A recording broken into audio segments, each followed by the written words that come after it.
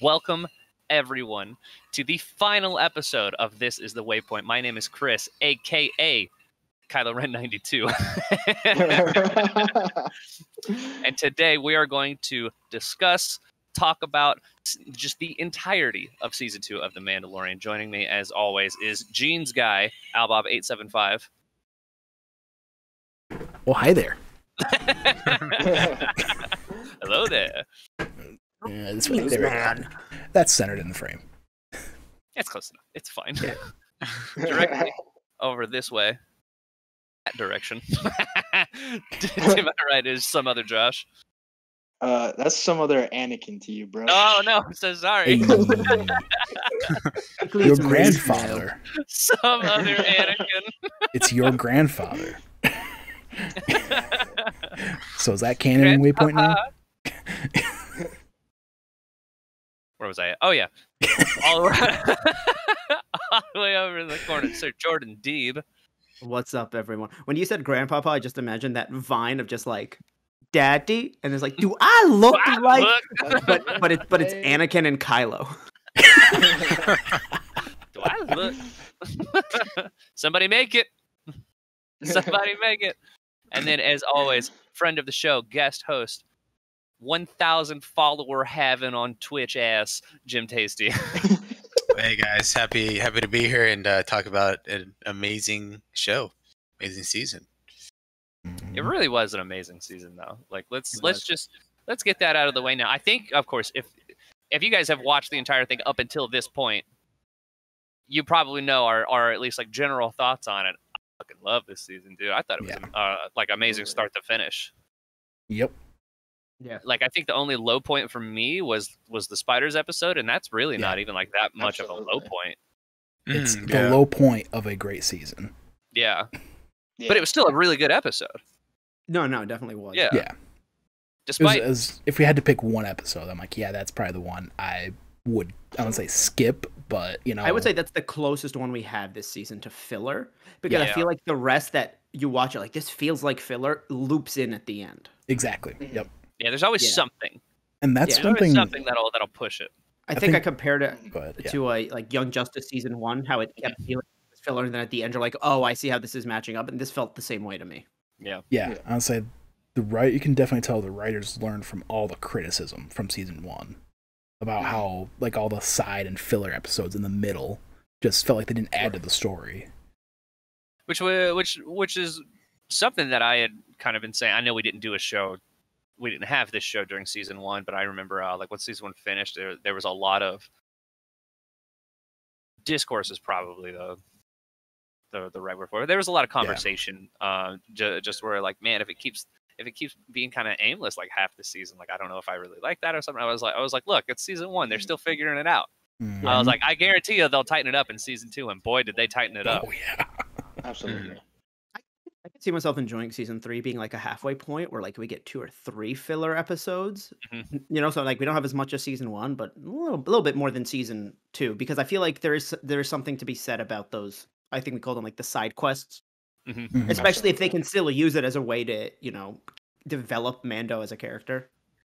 Now though, for me, as like in regards to season 1, like I didn't mind any of the side quest episodes because it felt very episodic, which felt right for that sort of like lone gunslinger kind of vibe that they were really going for. Like it reminded me almost of like old like TV serials, which I think is what the concept of the show was based on.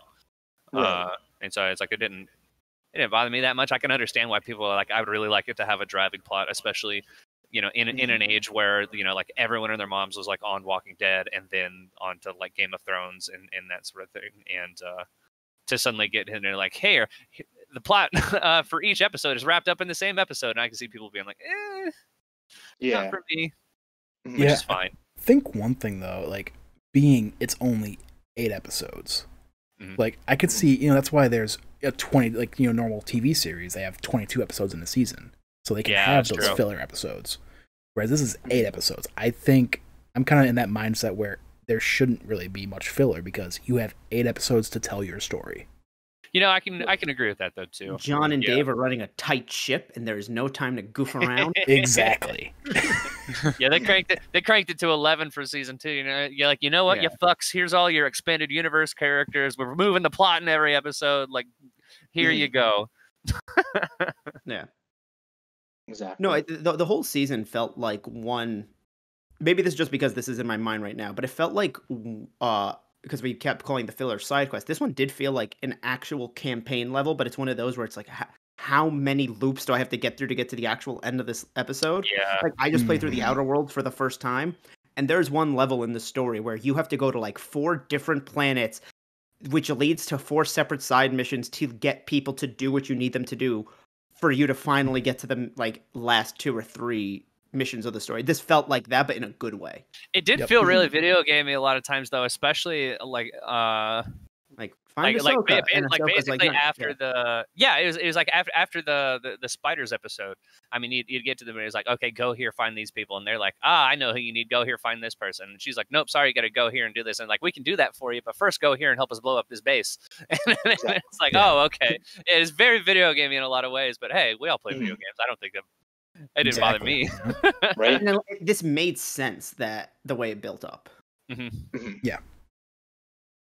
And just kind of speaking to that build up too. I mean, they did a very, very good job of planting that seed very, very early. Where I mean, it's like, you know, they did the sort of like recaps at the beginning of each episode, and in that very first episode, they're like, hey, the point of this is we have to get Grogu to his people. We have to find a Jedi, but in order to find the Jedi, we have to find other Mandalorians, and they really, really built that up to get to that point. Speaking of, hey Britt, can I borrow that for a second? Just 1 second. Just 1 second. I just want to show him on screen. Oh my god. Oh. That's the one I want. He don't got no feet though. Oh no. You don't got no feet. No. It's like a Beanie Baby, so he stands up when you Oh, that's cool. How much is he going to be worth in 2003? I don't know, but he was actually, I'm not going to say how much it was because it was one of Brittany's Christmas presents. So there you go. Give me a nod, yes or no. Is this like that $300 one that Disney was selling for a bit? Oh, okay. That one's animatronic and is very cool. Okay. Yeah, it's basically what they use on the show. Yeah. It's a puppet. But I think they did a really, really great job of and sorry, audio listeners, I forget that we're on Spotify now.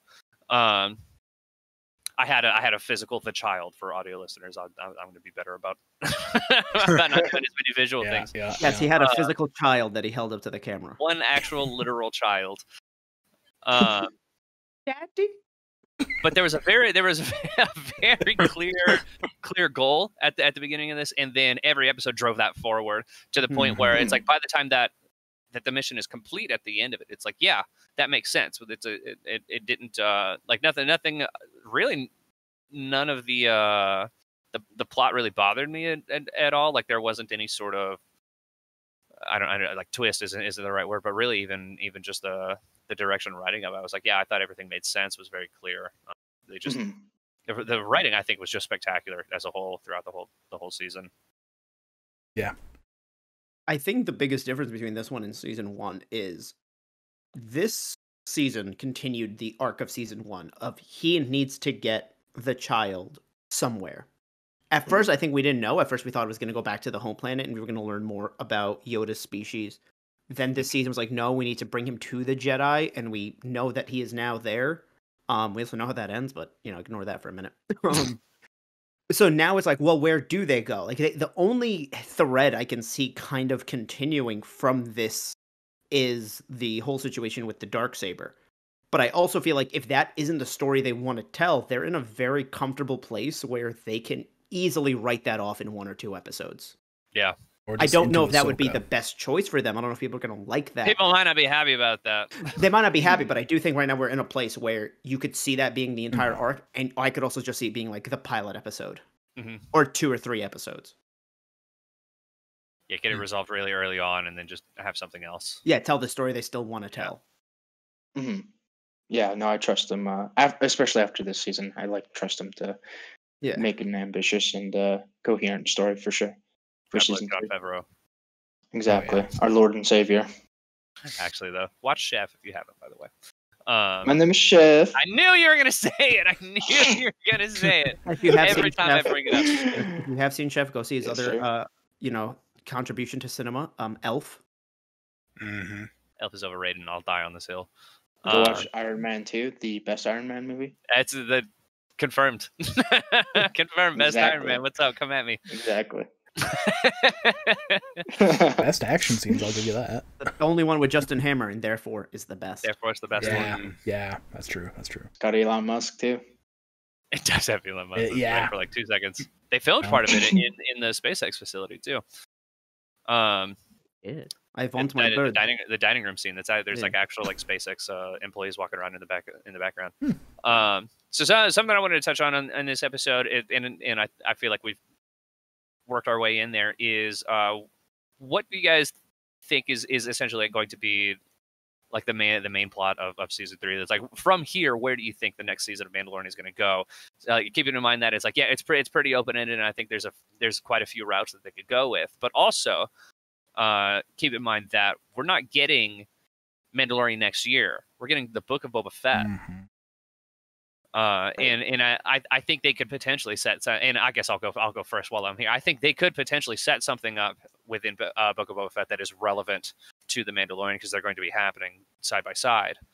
But also, I think, like I addressed last episode, and something I'd brought up over the course of this whole show is like, is Disney brave enough to do the next season of Mandalorian without the child? And that's clearly, they've actually done it. The child's gone. We're probably not going to see him for a while. I don't think we're going to see him at all next season. He gets one letter from camp in episode 5, and then yeah, it's like, please send money.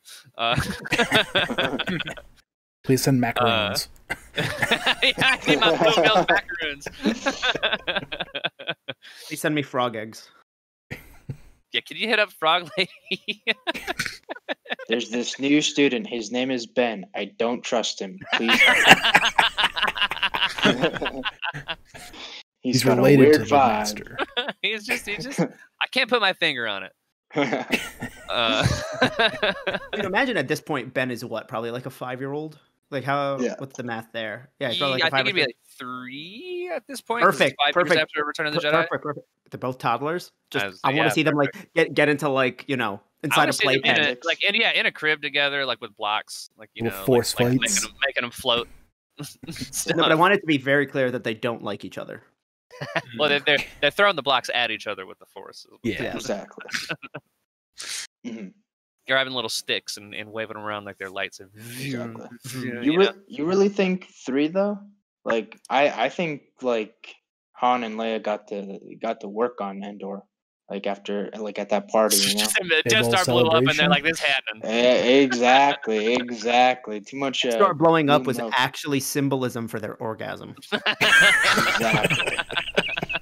And they made Ben later that night. It's my understanding that they did get busy pretty quickly. I feel like I was looking this up recently, not for that reason, but it's like a year. Ben is definitely alive at the time of the Mandalorian. Ben is born 5 after Battle Yavin, so that is right after. That would have been a year after. That would have been a year after Return of the Jedi. Okay, so he's about 4 right no, now. That might have been immediately after, because there's a year in between A New Hope and Empire. Oh, and there's a year between. So a year. It's a year after Return. I got it. I'm there. I'm on it. So pretty quickly, not too quickly though. They wanted to feel things out first, On the anniversary, then. Yeah, 100%. Yeah. They watched a video of the Death Star blowing up, and they're like, "Yeah, that's hold on. Hold on. He was born 5 ABY. He had to be gestating for 9 months. So. Oh, they got busy. Right as the Death Star blew up. Oh yeah. 100%. There we go. This is what you come here for. The quality content that we deliver here on the Waypoint podcast. Exactly. Doing the math as to when your favorite character's fucked. Next week, Palpatine. Exactly. I wanted to tweet something about that right after I saw Rise of Skywalker, but I also didn't want to spoil it for other people. But I was just like, who will let Palpatine hit it raw? Please reveal yourself. what were we talking about? Where's season 3 can yeah, go. like, I don't think we're going to see the child at all in season 3. I think the focus of it, if not necessarily the Darksaber, I do think the focus of it is actually going to be about I think we're going to see a lot more of the planet Mandalorian and kind of the liberation around that, like from the Empire. That was or at least I'm hoping exactly. so. I think that would be cool. That was my same thoughts too. That it was going to be all about getting, taking the battle to Mandalore and taking that back. Yeah. I think what's interesting is the fact that right now, as an audience, we're going, well, where do we go now that he doesn't have this mission with Grogu? And this might be way more symbolic than I mean it to be, but I feel like that's almost what he's feeling. Is like, what do I do now? Right. So I think it would actually be pretty interesting if the first few episodes of the season were filler, because to kind of show that he's lost. He doesn't know what he's doing. Yeah. The show doesn't really know where they're going. And then, of course, they'll give us a real story. I mean, I can see Have that. Him go back to bounty hunting or something. I think that because he's got the Darksaber, though, I think like Bo-Katan's really going to be like, hey, you have a responsibility now. You know what I mean? And it's like, even if he's like, Jon Snow's, I don't want it. I mean, he could just always throw the fight. You can't, though. It's like you can't. Yeah. So wait, I think we were talking about this last week. Does it have to be a fight to the death? Because Moss didn't die. Gideon didn't die. Yes. So technically, wouldn't it still be his? Between Mandalorians, yes. Oh, okay. Between, lesser people, I guess not. Lesser people, Jesus. Mandalorians and everyone else. Picture this. Another X-Wing. Another X-Wing comes flying into the light cruiser. It's Sabine. She comes for the Darksaber. Oh my god. It just starts out, they're still on the bridge, and they're like, another X-Wing. Although, no, it would be her like bright orange TIE fighter, right? Yeah. Yeah. That'd be cool to see. She's tagged it. Oh, That bright orange TIE fighter in the live action. Sabine was here, but like with a Z instead of an S. Like a U instead of an A. Like, yeah. The E is backwards. Like. I think I like Jordan's idea for him, like moping around, not knowing what to do. Yeah. But I do think it has to be Mandalore, right, for season 3. Yeah, like, I think so. That's such a huge plot Makes thread. Makes sense. That they're just gonna have to follow that up for, I don't know, maybe not the entire season, but definitely a good part of it. And then you also got to think too, like, maybe not by season 3's end, but we'll be having the Ahsoka show, Rangers of the Republic. We'll be having other shows in that same timeline that they could play off of. So I wonder if we'll see any of Grand Admiral Thrawn in season 3. I think it has been confirmed that Rangers of the New Republic, Ahsoka, and The Mandalorian, and any other live-action shows that take place during this period of Star Wars, are supposed to not only cross over with each other, but supposed to kind of have like an event that will be wrapped up in different parts in each of their shows. Like, I hate to make this comparison, but it's kind of like the Crisis on Infinite Earth things with CW. I was just about to say that, actually. Yeah. Yeah. So that kind of worries me a little bit. But I'm the big bad, it's got to be Thrawn. Yeah. That's the only I could see Thrawn being sort of the main antagonist across like all of the shows. Like he's Thanosing it. Yeah. Like, what if he's on Mandalore or something? Like, I was just about to say that. Like, they introduce him there. Ahsoka shows up, then you have her show, and then Rangers of the Republic is dealing with the Empire, and it's like, I think Thrawn could easily be like the central villain to the whole thing. I think as long as each show is still a cohesive story without having to watch everything else, I'm okay with that. I'm okay with all the crossovers and all the overarching things. But I would just one of my friends, what her and her parents bond over is The Mandalorian, because her parents are into Star Wars, but not as much as like us. They watch the movies and now they're into The Mandalorian. They're not, they haven't watched Clone Wars. They have an idea who Ahsoka is. She's worried about her parents that now they're going to have to catch up on 4 different shows just to understand this one that they really like. So I do think that as long as they can make each show, give it its own identity, give it its own plot that's, understandable. I have faith that they can do that. What I'm curious to see if they end up doing is like still having like characters like bounce across all these different shows. Like we'll probably get Ahsoka again in Mandalorian at some point. Like maybe like Bo-Katan in Rangers of the New Republic or something. I'm curious to see if they'll do the like the Defenders thing, and then if they do have like this giant event, it's just its own show where all of the characters are. It's like, hey, we got one season of Thrawn or whatever, you know, right? And so like all of them are there. Who's the Danny Rand of the Star Wars universe? Dear. I've not seen a single second of Iron Fist, but I know the name Danny Rand. It's Grogu. It's Grogu. Don't say that. One of those was marketable. And I think that's someone who kind of liked Iron Fist. Season 2 was good. Season 1 was not. I would though honestly like to see, at least for a little while, because I like what Brett said in that it isn't the potential plot around Mandalore doesn't have to be the entire season. Like I do like what Brett was saying, and then what Jordan was saying too. If we could kind of get like a few episodes of him just kind of returning to bounty hunting for a little while, like but can he go back to that after getting like a call for a high purpose with Grogu? Right. I think you're definitely gonna see him struggle with it, but I wouldn't doubt you'd see him go back for a little bit. Yeah.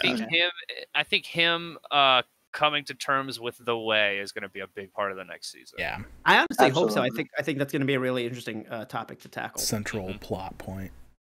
I'd be curious if we see the what's the name of the character, like the blacksmith again, the armorer. The armorer. Thank you. And that's why I'm wondering too. Like, that's such an obvious plot point to build off of for the next season that they don't want to just make the entire season of season 3 just be like, all right, Mandalore, like you have this responsibility. He doesn't want it, but he'll do it. Kind of like there has to be some sort of like, not like a twist, but like, all right, here's this thing now that like is going to be the main focus of the show. I don't know what that would be. They could do a total 180 and be like, hey, Bo-Katan, main antagonist of this next episode of this next season. Like she's coming for the Darksaber. She's coming for your ass. Yeah, she gives him like the head start. Like, yeah. All right, you got. I'm coming to minutes. find you. Exactly. I mean, listen, the show made Boba Fett an ally, so I wouldn't be surprised if now they're like, okay, now Bo-Katan's an antagonist, and it goes back to that whole thing I think we saw this season of no one is. I mean, not no one in Star Wars, but the people we're looking at right now are not pure good nor pure evil. They're all about what their goal is. And if somebody stands in that way or can be a helpful ally, they're going to do that. Right. Yeah. Because I think we discussed that a lot with Boba Fett and also Fennec to an extent. Who can step on me? Thank you. Now, going along with like the whole ally antagonist thing, do we think if they do go to Mandalore and all that, we'll have Mando meet Death Watch? And I'm on that same theory. That'd be really cool. Have him really question the way. Yeah, it's very clearly Death Watch that picks him up in the flashback from season 1. Yeah, and it could be kind of that thing too, you know, when like somebody wins a lottery, then you got like all sorts of people calling you up, you know, hey, how's it going? You know, you best believe the armor's ringing him up, saying, hey, what's going on? Yeah, like maybe they view it as kind of their way to now, their way as 100%. To take over Mandalore in the you know, with the idea that they follow the rules. Especially since he has the saber now. Yeah. I was about to say, especially That's if the armor yeah. in his old coven like finds out that he has the Darksaber. Oh, yeah, like that. I didn't even think about that though. That's a really great point. Make everyone follow it. It's like the Handmaid's Tale of Mandalore. Everyone just becomes zealots. What if we end up in a Civil War Part 2 where you have like these extremists and then also like the pureblood Mandalorians or whatever? You could totally see the armor and the watch kind of allying with Mando, and then, you know, I just watched Ant-Man the other day, but like, you know, we get a little Darren Cross where he starts blowing up Hank Pym's spot with the clips of him as Ant-Man, you know, all of a sudden someone's posting a video of him with his helmet off with Luke, you know, like I got that Imperial TikTok when he took it off in the facility, man. Things go nuts after that, like, which is part of like the overall Mandalore plot that you could fold it into. But yeah, I just wanted to bring up Darren Cross. He's like, I'm gonna recommend you somehow. What do you think the internet? Go back and watch our other episodes. Actually, Brett's been sneaking Ant-Man references into all of them. Slowly but surely. Magnum opus right here. I do think it's gonna get out to the watch at some point that it's like, hey, this bitch took his helmet off. Do you think they're going to know about it both times, or do you think they're just going to know about one of the two instances? And which one do you think will they care about? I don't know if it'll matter. I think it would be the finale, right? Because the last one when everyone saw him. There's some, you know, they're on an Imperial ship. There's cameras everywhere, so I feel like it would more be the base did get blown up, so yeah. I was gonna say I feel like it'd be more. It might have gone right into the Imperial database though. The only thing that survived is just one floppy disk of just him at the at that machine. Turns out, introducing the new Star Wars movie, Rogue 2, or they got to go get this second floppy disk. I said, what if the admiral dude that they were talking, or the guy that called him Brown Eyes, what didn't die? That'd be incredible. Secret villain. He comes back and he's like, I know your face face etched into his memory because exactly. Like, aha, I know that face. He's got like kind of like all across his face. Fennec Shand got the robotic stomach. He's got like the robotic like little hole there. Or whatever. Yeah. Just right where the blaster bolt hit him. It gears. And you're like, oh yeah, here we go. Mm-hmm. He has an arc reactor. It's like it keeps the shrapnel out of my heart. It keeps the laser like it keeps the lasers from hitting my veins. Like in The Force Awakens when Kylo holds that laser beam, it's just that's what it's doing. You know that Imperial officer, he kind of looks like Snoke a little bit.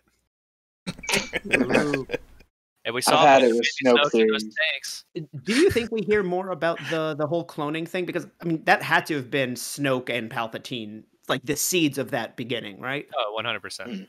I think so. That's kind of what I was saying earlier with all these new shows now. Like I could totally see that not being followed up in Mandalorian anymore, but you see that in Rangers of the New Republic. You know, Trapper Wolf and crew are, you know, on some random Outer Rim planet or something, and they discover something similar, or maybe even Ahsoka. Or maybe even they just go back to. Well, I guess that base blew up, didn't they? But I mean, they go back to Navarro.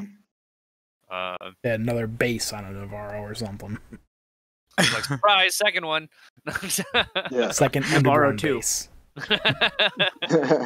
I mean, they could potentially go back to Camino in Rangers, because I mean, it's the logo on Scientist Guy's uniform was a Camino and logo. It wasn't Imperial. Yeah, that's what. Yeah, man. Because we were talking about Mandalore. Like, what if there's still an Imperial remnant group on Mandalore? Could be on Camino too, because Camino is kind of out there anyways. Before Obes Canobes showed up, so you know. I'm very excited to see what Mandalore looks like in live action. Like it's like I know it's in Clone Wars a lot, and we've seen that, but there's a line that stuck with me, which I mean, it's like Bo-Katan just kind of mentions like, yeah, they destroyed our planet or whatever, and I was like, they blew it up, but it's not blown up; it still exists. It was what Boba Fett says later when she mentions like taking back a Mandalore, and he's just like, that planet's glass, like it's gone, and I was just like, Halo, it's cursed. It's cursed. Yeah, like they kind of mentioned something transformative happened to not only like the planet, but like the spirit of it. It kind of reminds me of like kind of what they did with KOTOR and stuff, in terms of like when like Terrace, Telos, when all these planets get kind of ravaged significantly, it affects that planet beyond the physical. Yeah. So right. I see it more as like, you know, what you would call in global politics like a failed state. Like my teacher, I had a political science teacher, used to say this a lot. He was just like, you know, Syria is a place on a map, but as a country, Syria does not exist. Like there is nothing there. There is no function. So I could see it being kind of like that, where it's basically just a war zone where areas maybe are still in war, others are just straight up abandoned. Yeah. Yeah. Yeah. Basically a country that makes Tatooine look like it's, got its shit together. Yeah, if we go to Mandalore next season, I agree with that, Jordan. I do not see a similar kind of. I don't think we're gonna see like the big cities and stuff that we see in Clone Wars. Yeah. Right. What if, because I was thinking of like Wipe to Glass and all that. I was just wondering, what if the Empire did like the tests like they did in Rogue One for the Death Star laser? Just wiped out the big cities. Just a chunk of it gone. Yeah. Like they wiped out the big cities. With a Death Star or a different weapon? I'm saying in Rogue One, like how they had that test weapon for the Death Star, how they wiped out that city. Like the same thing. So I mean, it's technically a different empire, but I mean to touch on Knights of the Republic again. I mean, so at the beginning of the game, you start out on this city planet called Terrace, and this is mild spoilers for the first like 3 hours of the game, right? But I mean, you're stuck there. There's an Imperial blockade. You do a whole bunch of quests to eventually get off, and as you're as you're leaving, like the Empire just starts bombarding the entire planet. Like they get a whole fleet out there, and they just bombard it with the entire planet with lasers, and it like destroys like the entire like. It's kind of like Coruscant, where there's like multiple levels like to the city, so like the entire top level is just gone. Like they destroy the whole thing, and in my mind, that's kind of it's like when it mentions just glass, it's destroyed, it's gone. I was like, that's kind of what that sounds like to me. Yeah, right. So that the whole thing is probably just ruined. What if it actually is glass? Oh, so hey, the Covenant hit it. Halo, like glass the planet. Yeah. That's a joke. Those in a glass planet do not throw the first stone.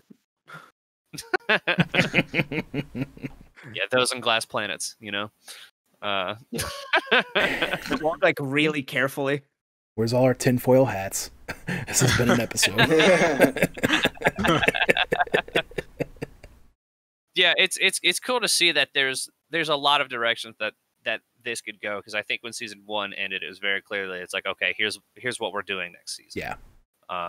And so I'm excited to see where that goes. If Book of Boba Fett's going to affect that at all, how they're going to weave the plotlines of Mandalorian into the other shows. I think we're kind of at an unprecedented point here, to where it's like we just don't really know what's going to happen next. Like, and I think that's really I just cool. had a thought. What if season 3 is just Mando doing bounty hunts? Like he somehow is able to give Bo-Katan the Darksaber, or he just keeps it and it's just one of those things he just has. Has a lightsaber now.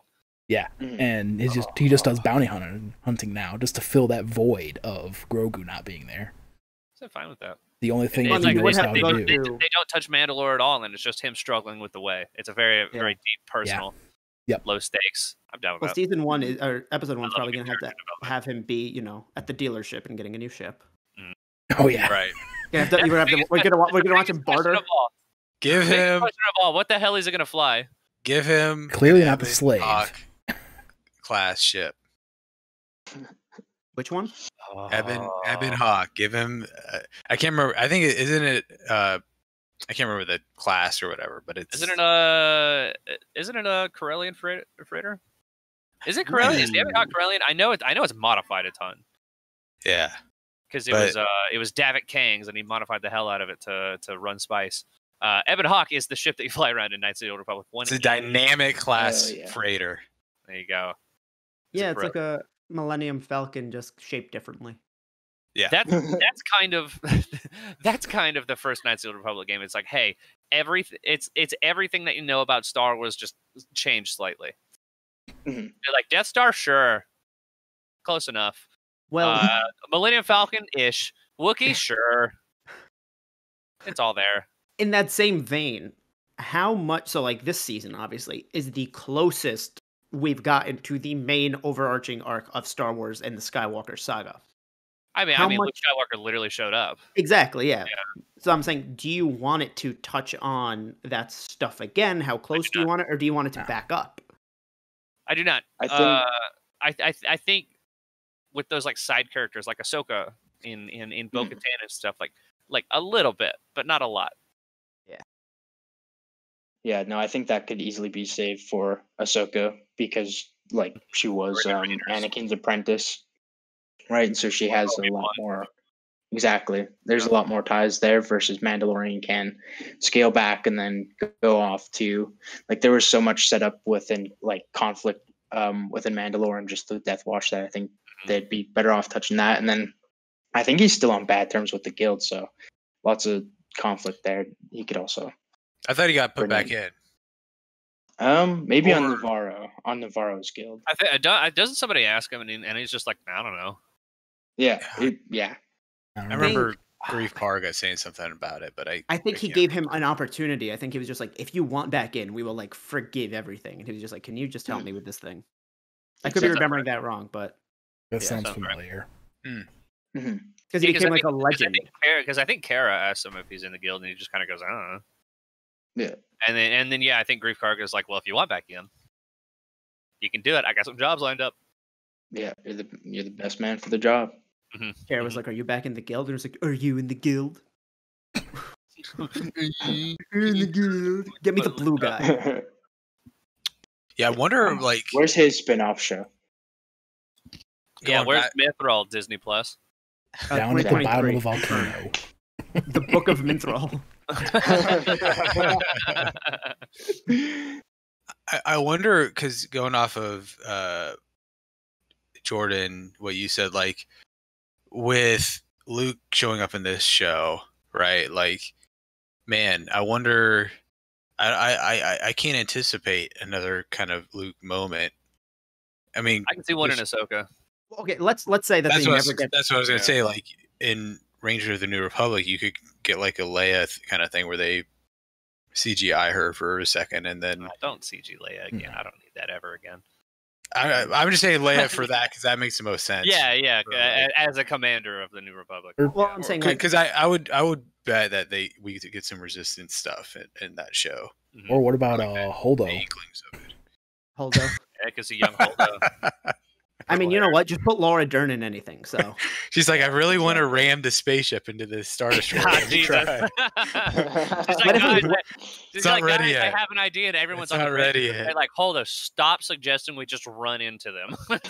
No, we actually think the origin of where she saw that happen once and went, I'm taking note of that. Pulls out a big notepad. She's like, I'm saving that for later.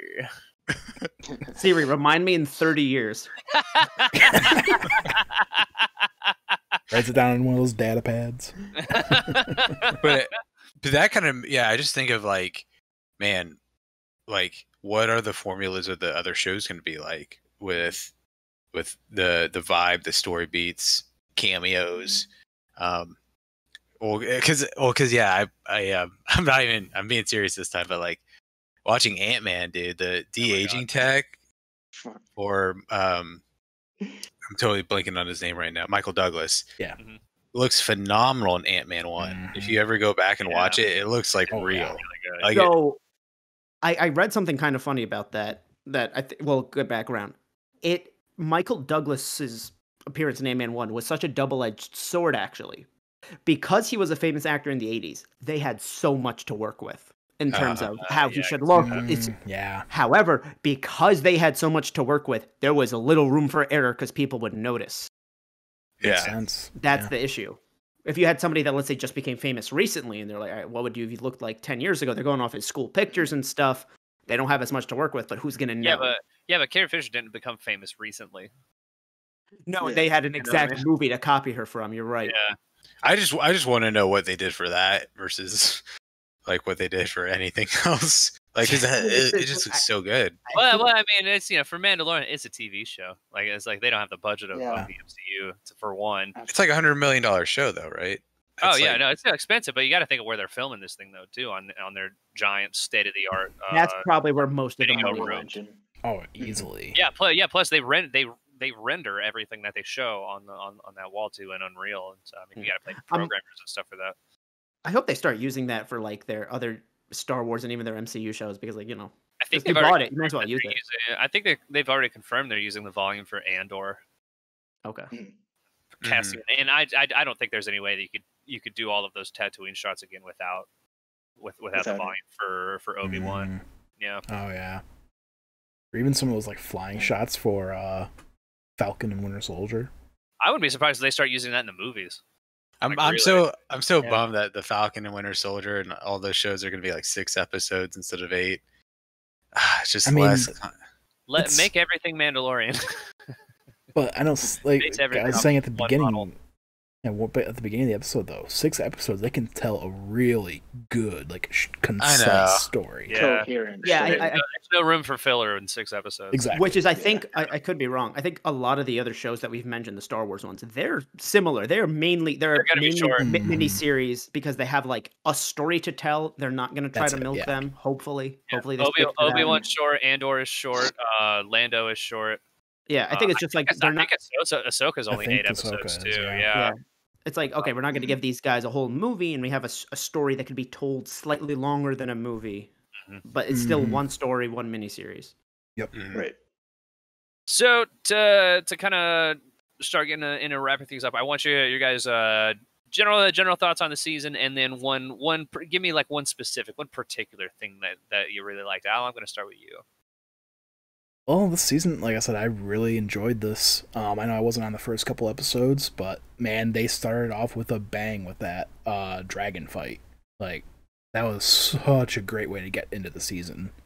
Yo, can I address something from that episode too? Because I don't know if you guys have watched the Disney Gallery did another special on the making of season 2 of The Mandalorian. And it's one episode rather than a full series. It's only like an hour long. You should watch it. There's nothing about Luke Skywalker in it, if you're wondering, which was disappointing to be honest. But they touched on the crate dragon for a little while, and I remember like going back to that first episode. Brett and I had a small discussion on it. It's like, wow, that crate dragon didn't have no legs, because they typically do in all of the expanded universe things. So it turns out that crate dragon got some legs. It's got like 6. Oh jeez. But it's so large that it's all underground. The thing that we saw in the episode was still only like half of it. It was just its neck. neck. Gosh. Yeah, it was just its head and neck. That's insane. And so that's something you can only find out in Disney Gallery, where they actually at one point when they're talking about designing the creature, they have like a full 3D render of it, and you see like the bottom half of it while it's underground, and I was like, oh damn! I was like, holy shit, that's so cool. Wasn't even the weirdest part. It was actually human from the bottom half. Yeah, it had real legs, but 6 of them. Yeah. But going back to the season, one thing I took note of almost every episode once I started being on this podcast was all the cold opens were amazing this season. Like, last season they were like, okay, cool. But man, this season they like, most of them were kind of action based. But man, there's the one with, was it the wires? Yeah. There's that one. Then there's the one where they just were like eating food. Like this, you had some that were just like really good moments too. Having to move his helmet to take a sip and then put it back down. Yeah, loved that. Yeah. So, but obviously, I think one of my favorite moments was probably just that whole Ahsoka episode. Like the way how it was shot, like she was almost, like I said, almost a horror movie. Like just her like running around, hiding and all that. And then you just get those dope shots of her turning on the lightsaber and just going nuts. Turn them off again. There's one where they recreate like the Ahsoka shot. I love all of that. All right, Jordan, what about you, man? General thoughts. One specific thing you liked.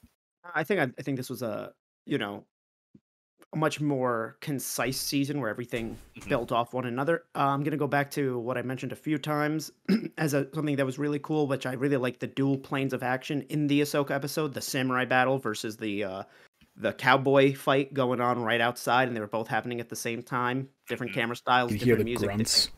Yeah. So I think that was really cool. As for the cold opens, I think my favorite cold open was the one with the Jawa. And like that was great. Yeah, that one was good. Oh yeah. All right, Josh, what about you, man? I liked it. I thought it was a lot better than the first season for sure. Whereas like the first season was very kind of like Monster of the Week sort of vibes. This one definitely built off. I did think there's a lot more filler this time around. And I don't think we got off to the best start with the first 2 episodes. I do like, I've come back around on the Crate Dragon episode, but I'm still not like, it's still like third from the bottom for me. Like right after right after the spider episode in Siege. The one thing I liked the most about the season was all the cameos. We got Boba Fett, Bo-Katan, Ahsoka, Luke Skywalker, like, and then a name drop for Thrawn. Like, I think they went a lot more ambitious with it. We got Boba Fett this season. Yeah, that's still hard to believe. I know, dude. They made Boba Fett cool finally. That whole fight scene when he first got his armor. Brutal. Absolutely brutal. Right? All right, Brad, what about you, man? General thoughts, one specific thing. Yeah, I mean, everyone's kind of said already, but I just felt it was a huge step up over season 1. Felt more focused in a lot of ways. They did a great job with bringing all these, larger than life characters into the show, and I never really feel like it lost its way when they did that. Like, I think the closest it got to that was with Ahsoka, but it never like went like, okay, why are we doing? It's like it still felt as part of the mission of the show. Yep. And just incredible storytelling. Like, I think the one thing that I'm going to bring up, like one of my favorite moments was with Mayfeld, man. Like they made me care about Mayfeld when in season 1, I was like, okay, like Bill Burr, like, all right. But yeah, like the fact that they were able to do that just goes to the power of effective storytelling, like not even in Star Wars, just like straight up. Mm-hmm. Yeah, I feel that, and I mean, it's like for myself, yeah, I'm not going to reiterate too much. I think you guys have covered it pretty well. I mean, yeah, I like that it was. I do think, yeah, like just as a whole, just about everything was a step up from the first season. Yeah, it felt more concise, more focused. It was very linear. There's not a lot to it. It really trimmed the fat from the first season. I think really started to find its voice in the second season. If I had to pick one specific thing, well, I went into it with the goal of not being obvious. As like, look, I love the Luke Skywalker scene. Like, it's hard not to. Luke Skywalker is my favorite character growing up, and so I was like, okay, well, I'll say a different one. And then Jordan was like, yeah, my favorite one was the Ahsoka duel and the gunslinger fight outside. And I went, damn it. All right, well, I'll talk about Boba Fett. And then Josh is like, oh, also Boba Fett. Damn it. I said cameos. So I mean, all of that. I mean, it was really great. I think the Ahsoka episode was probably my favorite one behind the finale. Like that one was just, it was absolutely beautiful. They made the white lightsabers look really, really cool. Yeah, Dark Troopers are definitely up there for me as an old Dark Forces fan. Yeah. And the song troopers, they were very, the music. That I'll take that as my specific thing. The song that they played during the Dark Trooper scenes in the finale. Ooh! Yeah. Yeah, the soundtrack. I listened to that many times since then. Yeah, soundtrack as a whole throughout the whole scene is great. The whole thing's on Spotify. Absolutely go listen to it. The one that they played during the Dark Trooper scenes is called Troopers, and you should listen to it. It's amazing. It's Star Wars dubstep. What can you go wrong with? Exactly. It's beautiful. Exactly. It's perfect. All right. Words I don't think I ever wanted combined. 3 words. Well, sure. Two concepts. I don't know how words work. Whatever. Yeah. Exactly. We want to end on everyone's favorite Baby Yoda scene. Ooh, I like that. Yeah, we can't understate, but they brought back Boba Fett. That's huge. And then they did it pretty dang. They brought back Boba Fett and they made him a huge badass. Yeah. They changed his character for the better. They actually gave, I guess he really didn't have any character depth. And he really did. But I mean, it's he had character in the Clone Wars show, but but he was really young at that time. He's going to be different. That's so far removed. Yeah. So the fact that they were able to take on that still blows my mind. It's really, really good, and I think one of the most impressive action scenes that I've ever seen, ever. Like I mean, it's like even before he gets the armor while he's fighting. I mean, he was just so brutal. With the stick.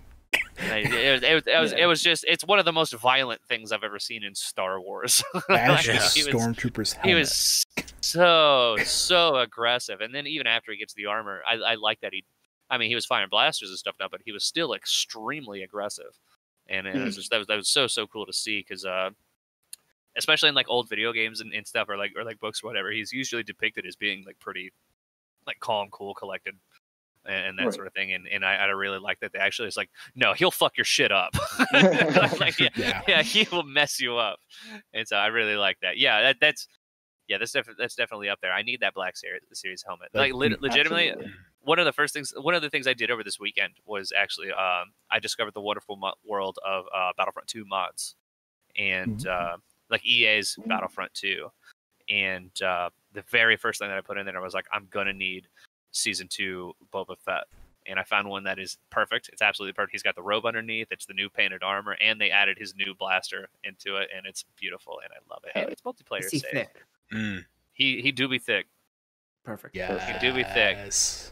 Thick Boba. You heard it here first. We stand thick Boba around these parts.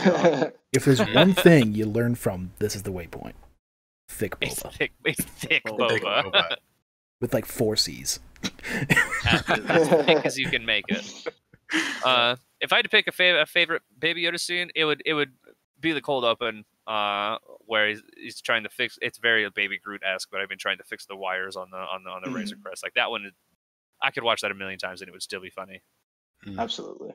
Yeah. I'm gonna go with another Baby Groot-esque one where he throws up on himself after just enjoying his time in the Razor Crest, throwing up his fucking arms. He's just vibing, you know. That was mine as well. I like that green too because he'd been eating all those blue macarons. Right? Yeah. Just him, the whole thrill ride of him, being in the Razor Crest and just throwing his hands up and then Mando like taking his cape and like trying to get it off his shirt. That's what really got me. Jordan, what about you? You got a favorite one? Yeah, I think it would be when that tentacle just comes out of his soup and he's like freaking out. Oh yeah. And then he just dabs. He goes, "Don't play with your food." Yeah, that's really good. I do like that. Yeah, I think that was a good one. Brett, what about you, man? Last one. Oh man, I'm gonna cheat and use 2. I like in season episode, was it 6 or 7 when he's like choking the stormtroopers. I just thought that was 6. 7? 6. Yeah, no 6. How many episodes were there? 8. And it was episode 7. No, it was no, 6. Because we didn't see him at all in 7. Yeah. 6. Okay, yeah. Because it was at the very end of 6.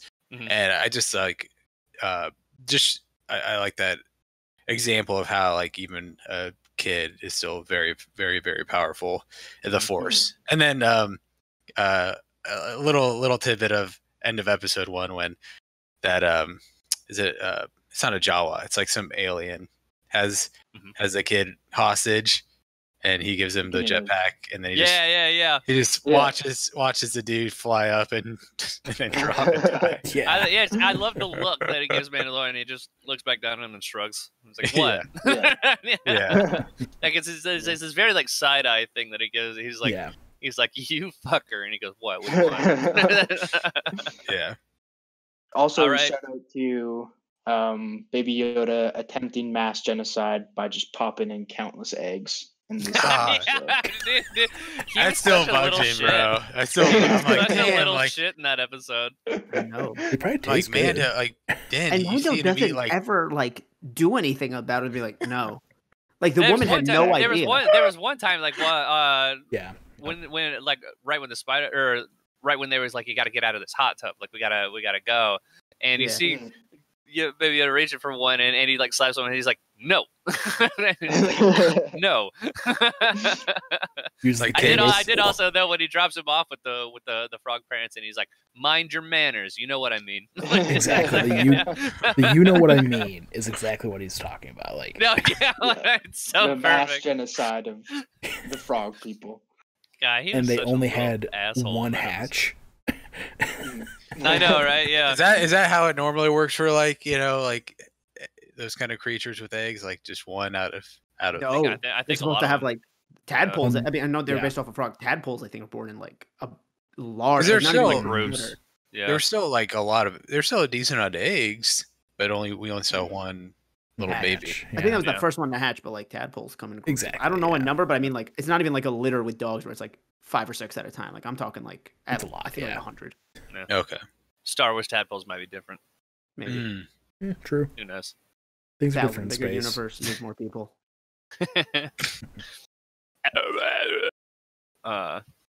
What you call me? My mic's exactly. I did. I saw you doing it, but it didn't. Probably for the best. Probably for the best. It's on that note, ladies and gentlemen. This has been. This is the Waypoint, guys. Thank you so much for coming on here and being on the show. I'm really, really glad to do that. I'm very thankful that I got to do it with all of you. Same here. Brett, dude, I thank you for coming on and being a guest like every single week and making the time out of it. Especially, we really appreciate thank you that. To Brett. Oh yeah, no problem, Shout out, man. Brett. I'm happy to do it. Also, thank you for being here to be the lightning pole for all of my expanded universe shit, so I didn't just vomit it out on everybody else. That would have gone straight over my head. Yeah.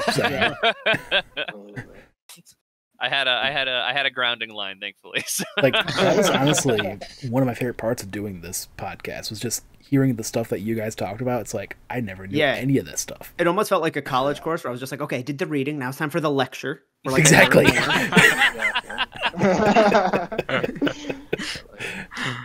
Not quite to that extent, but yeah. Yeah, I mean, maybe next time though. But this is not the end of This Is the Waypoint. This is just the hiatus, of course, until the next season. So, I mean, we'll see you in 2022. I think we're most likely going to have similar review shows for a lot of the Disney Plus shows that are coming out, both Marvel and Star Wars, and it'll be a good time. Obviously, it'll be different. I don't think I'm going to host any of those ones. This Is the Waypoint it's special to me now.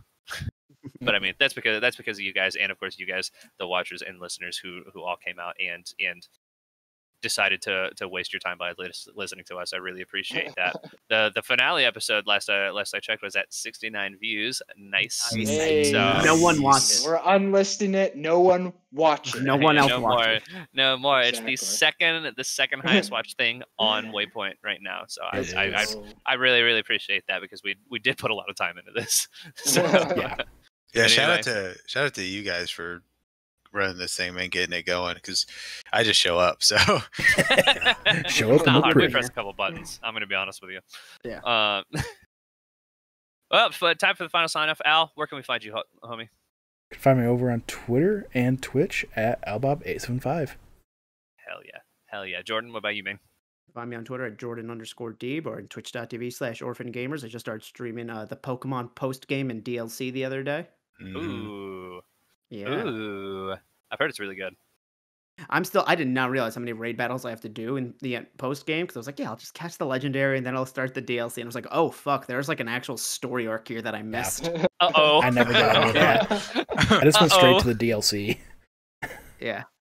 All right, Yosh, what about you? You could find me at some other Josh on all social media platforms, but my new alt is some other Anakin. So if you want to, some hot Anakin takes or fan fiction, just hit me up on those. I'm making them right after we're done recording. So let's see it one more time. Show it to me one more time. Let me see it one more time. Right here. This bad boy. There it is. God, I love it so much. Get one, dude. Get one. Oh, I need one. I need one. I need several. The good sound. I need one, but my wallet is like, please no. Yeah. And Brett, what about you, man? Where can we find you, big dog? You can find me on twitch.tv/JimTacey, where I'm streaming everything from Mass Effect to hit Wii U titles. And one of my Thor: The Dark World takes, I'm at twitter.com/JetBramerson. The hit Wii U titles joke is just the one that won't die.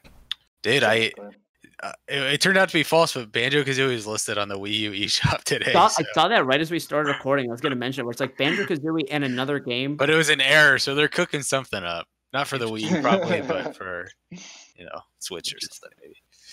I hope so, man. That'd be amazing. And of course, Force Unleashed. I got it right here on my PC. Get it before Brett does. With mods, you nerds. And of course, my name is Chris, aka RumblePack92. You can find me on Twitter, on Twitch, all at that same name. I stream 3 to 5 times a weekish, Mondays, Wednesdays, weekends. And Star Wars month has wrapped up, unfortunately, but I have a small little announcement coming out for that soon, because the Star Wars ain't done yet. So we're gonna keep that train going, baby. Yep. Anyway, Thank you guys again so much for watching. We love you. This is the way. I'll see you. The way. I promise. This is the way. It's been a long time. And I'll tell you all about it when I see you again. Whoa, whoa.